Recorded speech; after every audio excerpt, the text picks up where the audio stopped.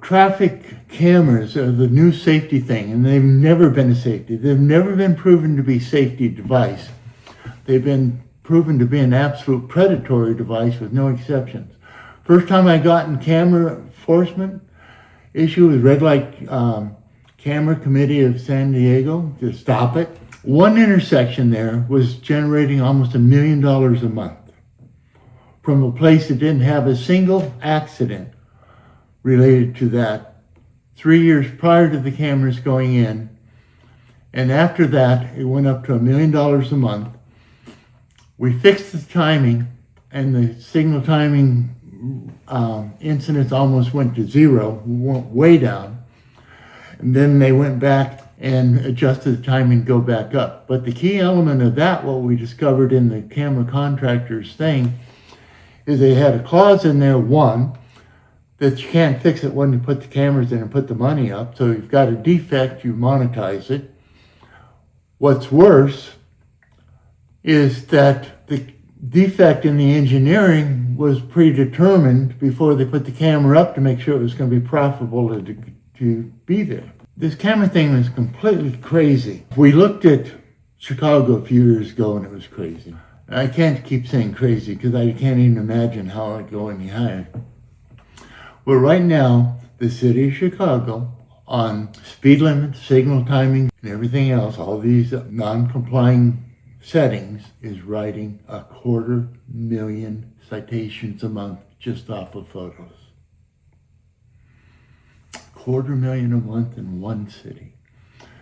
Then you see a little town in Colorado came up, and in the speed reduction zone at the end of town, they were writing 1,000. Now they're only 500 tickets a day on a small town.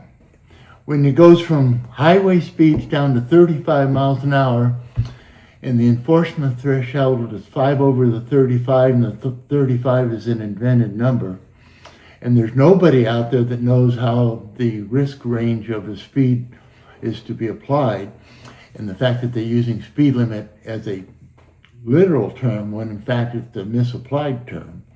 Another town in Colorado, I think it was Colorado, it doesn't matter where it was, they'd written 25,000 tickets a month, and they were quite excited because only one person had pled not guilty.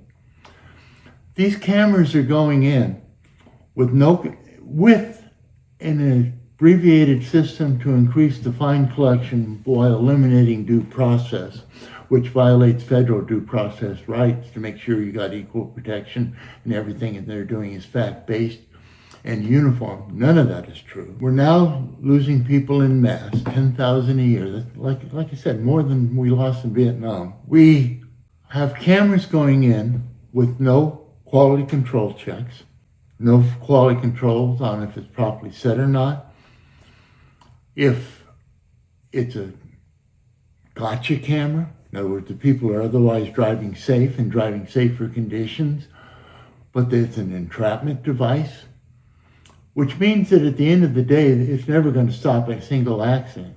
So we have two types of cameras now. We have the ones being put on the interstates that are totally bogus, because we know that they absolutely will not reduce accidents. Then we have the city ones.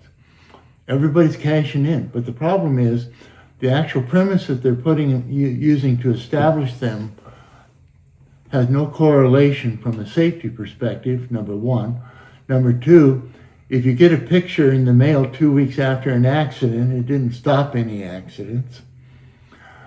Number three, there's no way to quantify to make sure that way these people are using them to rip the public off has no checks or balance in it to go back and correct it, because the courts are part of the system.